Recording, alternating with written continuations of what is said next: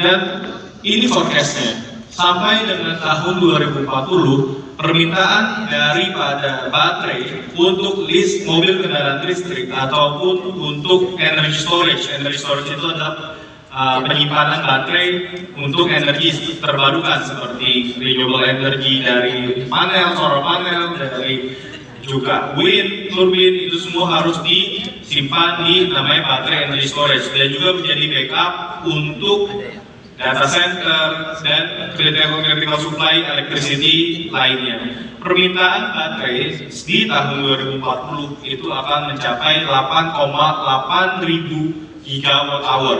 Ini demand yang sangat besar. Kuncinya apa? Kita harus memiliki raw material, supply chain, tentu juga teknologi dan sustainability. Berikutnya.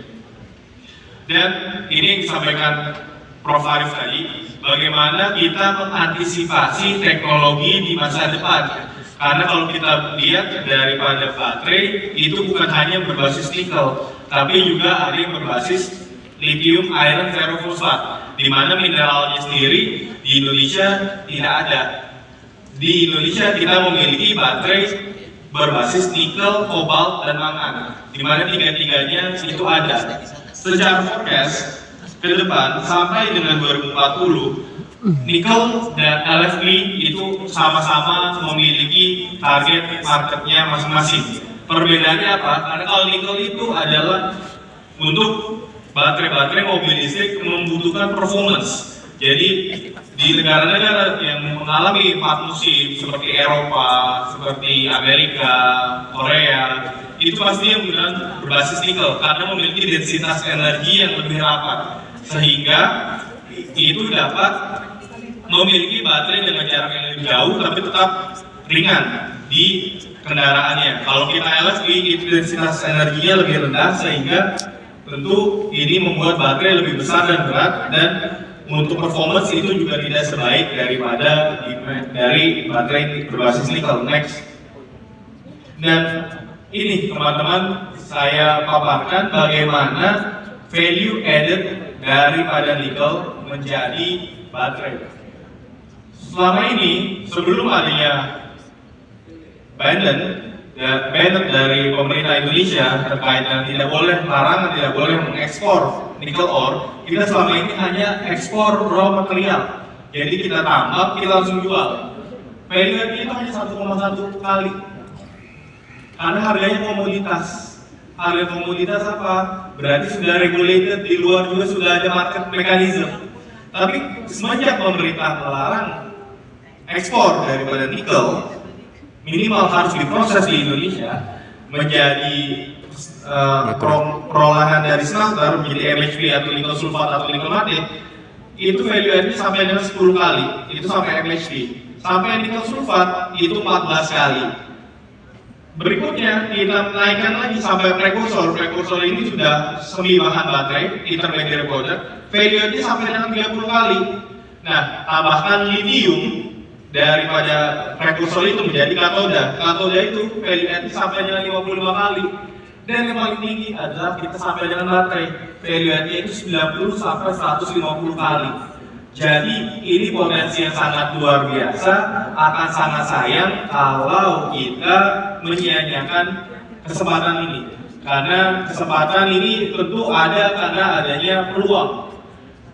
Dan tentu Indonesia memiliki banyak keunggulan untuk bisa riding the wave daripada ekosistem kendaraan baterai listrik ini. Next.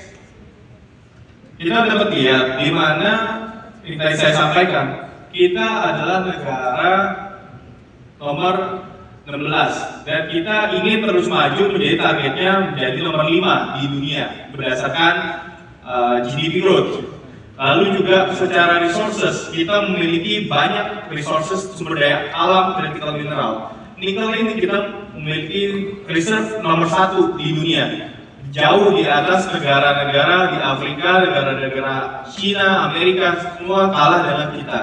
Selain nikel, kita juga punya critical mineral lain untuk baterai listrik apa? Copper. Copper itu bahan dari tembaga untuk kabel berikutnya. Lalu apa? Aluminium. Aluminium juga itu merupakan komponen penting untuk baterai maupun kendaraan listrik. secara market, kita juga memiliki market yang besar. Populasi kita 280 juta penduduk. Populasi mobilnya itu 30 juta, motor itu 130 juta. Sehingga ini akan sangat sayang kalau kita terus-terusan menjadi market. Yang kita harus rubah adalah kita menjadi negara produsen dari teknologi tinggi. Dan di mana baterai ini harganya dari mobil listrik Bapak Ibu semua, dari motor listrik Bapak Ibu semua itu 35%. Sehingga apa? Sehingga komponen terbesar daripada mobil listrik itu adalah baterainya. Jadi kita nanti salvage value daripada mobil listrik itu akan kedepannya dinilai dari baterai health-nya. Karena kalau selain baterai health itu semua ya besi, bukan sesuatu produk yang signifikan. Sehingga menjaga momentum kita keunggulan di baterai ini sangat penting. Next. Dari secara produksi nikel, kita nomor 1 di dunia. Kita bisa lihat jauh di atas Brazil, jauh di atas Rusia, dan alhamdulillah juga kekayaan alam ini sudah dapat kita optimasi dengan baik. Selama tahun 2023 kemarin itu ada 13 smelter baru dan kedepannya akan ada 25 smelter baru untuk mengelola lebih dari 92 juta nikel per tahun. Next. Ini marketnya. Di Indonesia tadi saya sudah sampaikan, motor itu 130 juta, mobil ada 30 juta. Kita jauh lebih besar daripada Thailand, daripada Vietnam, sehingga kita sendiri, untuk market kita sendiri itu sudah sangat cukup. Next.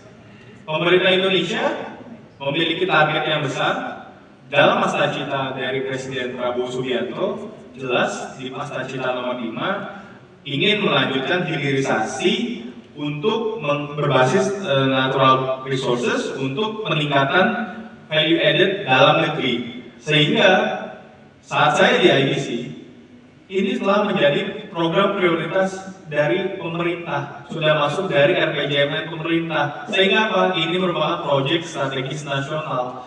Sehingga segala problem di bottlenecking itu semua dipimpin oleh pemerintah, dan ini sangat apresiasi kepada pemerintah Republik Indonesia yang telah mendukung daripada pengembangan ekosistem baterai kendaraan listrik ini. Next. Nah, maka dari itu pada tahun 2021 untuk mengoptimalkan daripada peluang-peluang dan kesempatan dari hilirisasi baterai ini dari nikel menjadi baterai, pemerintah melalui Kementerian BUMN membentuk yang namanya Indonesia Battery Corporation dengan tujuan menjadi regional battery player untuk pengembangan ekosistem terintegrasi. Kuncinya terintegrasi, dan ini akan menjadi yang pertama di dunia karena ini memang betul-betul terintegrasi di satu negara. Dari tambangnya, smelternya, refinery-nya, prekursor, baterai sel, sampai di recycling lagi. Dan yang perlu dicermati Bapak Ibu sekalian, kenapa baterai ini dibilang sustainable? Kenapa? Padahal sebelumnya kalau kita lihat ini gali-gali juga dari tambang, karena ini bisa di recycle. 90% baterai nikel itu bisa di recycle, recovery rate sampai dengan 90%. Sehingga ini merupakan ekonomi sirkular yang sangat penting untuk kita kembangkan. Next.